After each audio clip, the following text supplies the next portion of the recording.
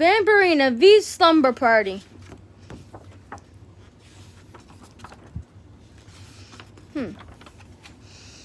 One summer day, Vampirina and her friends were making chalk drawings. On the sidewalk, Poppy looked at V's drawing. "You're such a good artist. Your vulture is way better than my bunny in a tutu." V smiled. "Thanks, Poppy. I had a great art teacher back in Transylvania."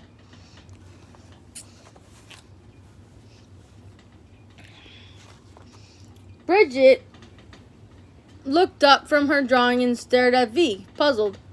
V hadn't told Bridget she was a vampire yet, but Poppy thought it was time she did. You've gotta let her know who the real you is."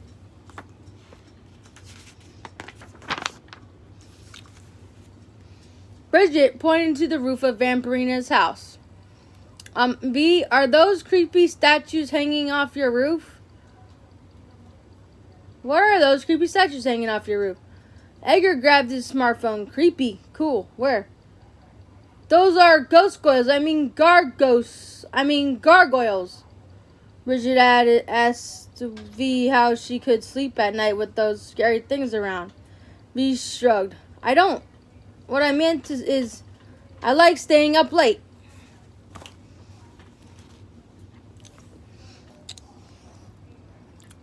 That gave Poppy an idea. "We should totally have a sleepover at your house." Vampirina was confused. "What would it be sleepover? Like a coffin full of spiders?" Bridget shuddered. "I don't like spiders." Ah! Edgar liked the idea of a sleepover, but Poppy shook her head. "Sorry, Edgar, it's a girls-only sleepover."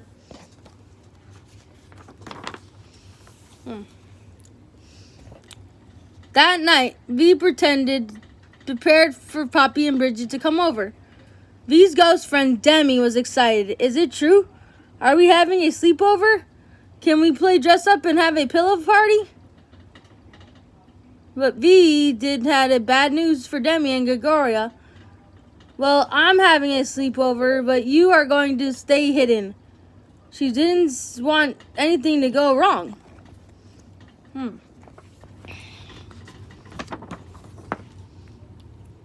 Suddenly, the doorbell shrieked. V ran to the door and threw it open. "Hi, guys. Welcome to my house." Behind her, a huge shadow appeared on the wall, startling Bridget. "Ah, what is that creature?" But then V's little dog, Wolfie, came into view. "He's so cute."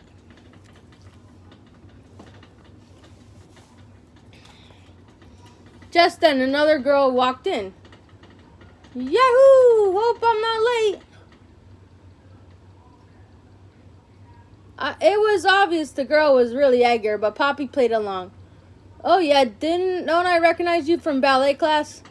Edgar straightened his wig. "Why, yes, you do." Edgar tried doing a pirouette, but lost his balance, sending his wig flying across the room. "Hooah!"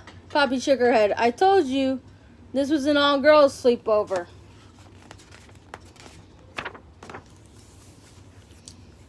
Edgar struggled. "That's okay, I can still work on my web show. Tonight's a full moon, so I'm gonna go look for werewolves. I'm out." V's eyes got wide. "Tonight is a full moon?" Oh. V hurried into the kitchen to talk to her mom and dad. She wanted her slumber party to be fun. There's nothing funny about Wolfie during a full moon. Boris promised to keep Wolfie locked in his crate, and Oksana suggested we keep her friends in her room, with the door closed just to be safe. Once when the morning sun hit Wolfie, everything would be fine.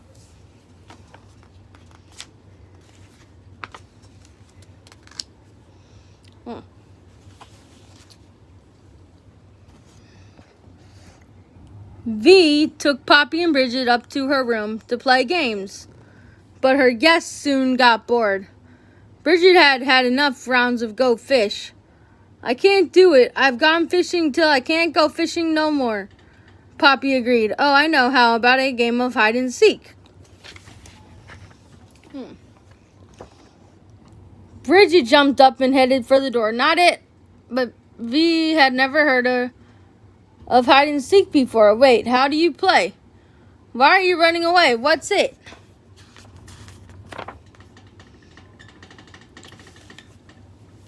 Poppy followed Bridget out of the room, then popped her head back in. Sorry, V. Looks like you are. No, come on. Come back. This is not a good idea.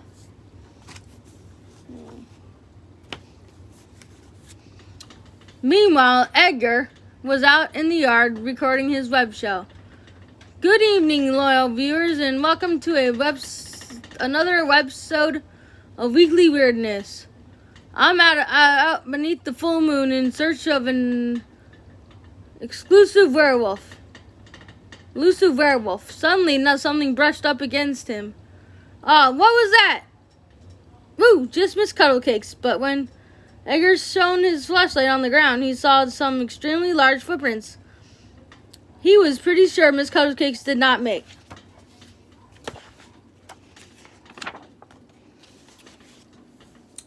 Bee hurried to find her mom and to tell her about Bridget and Poppy. They ran off to play hide and seek, which I guess is fine as long as Wolfie's locked in his crate.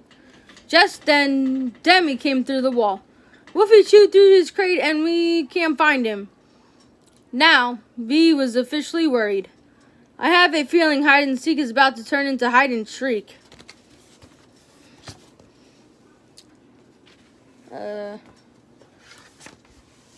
V and her mom split up to search for the girls. It didn't take long for Oksana to find Bridget hiding in the hall closet. Vanellope, the family's carnivorous plant, was in there too. But the only thing V noticed was a spider. Ah! Okay, Bridget.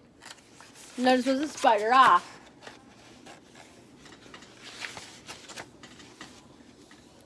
V spotted Bridget running down the hall, past her parents' room.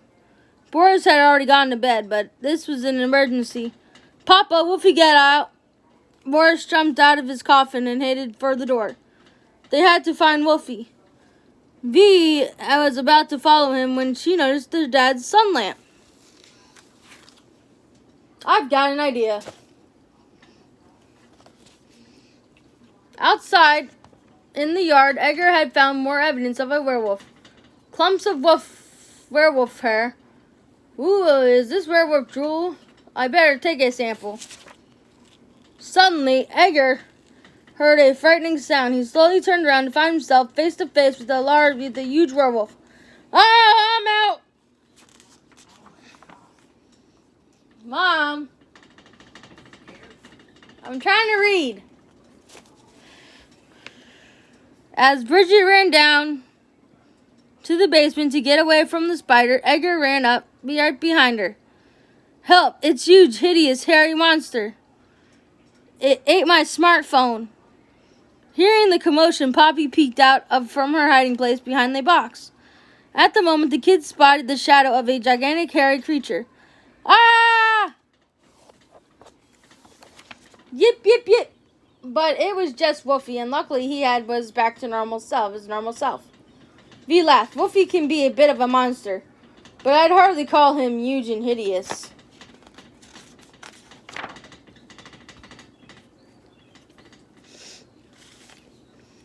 V looked back to see her parents. A little daylight with Papa's sun lamp did the trick.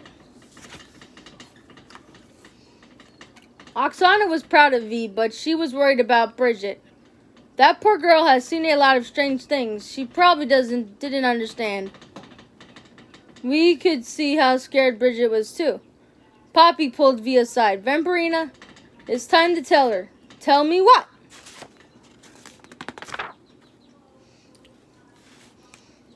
V didn't want Edgar to hear what she was about to say, and then repeat it on his web show. So her parents took him outside to take a look for his missing phone. V turned to Bridget. Look, there's no easy way to say this, but I'm a vampire. V was relieved that her secret was out, but Bridget just started laughing. Sorry, I thought you said you were a vampire. I did, I am. Oh, I might as well show you. Poof! Vampirina turned into a bat. Bridget froze. I'm too scared to scream. V flew around the room. I know it's different.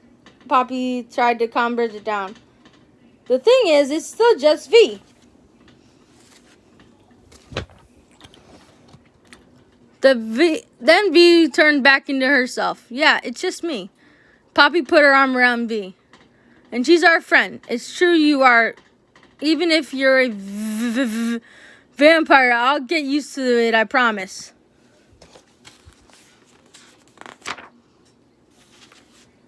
V called for Demi and Gregoria to come out of hiding. When Bridget saw the ghost and gargoyle, she looked like she was about to scream, but instead she smiled. They're kind of cute. Demi was delighted. Well, I don't know about Gregoria, but I sure am. V turned to Poppy and Bridget. So you still want to sleep over? Poppy did, and Bridget did too.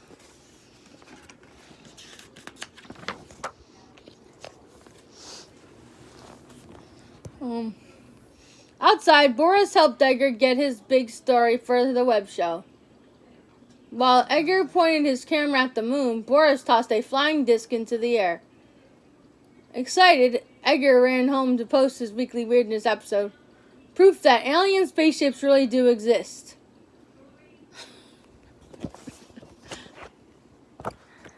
As the girls settled down for the night, Poppy congratulated V.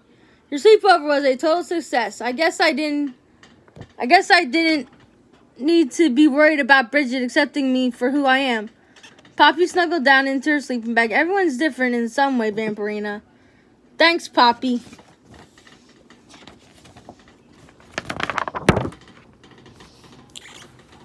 Soon, Poppy and Bridget were fast asleep, but not Vampirina. I still can't get used to this whole sleeping at night thing. Just then, Wolfie bounded in, carrying the sun lamp.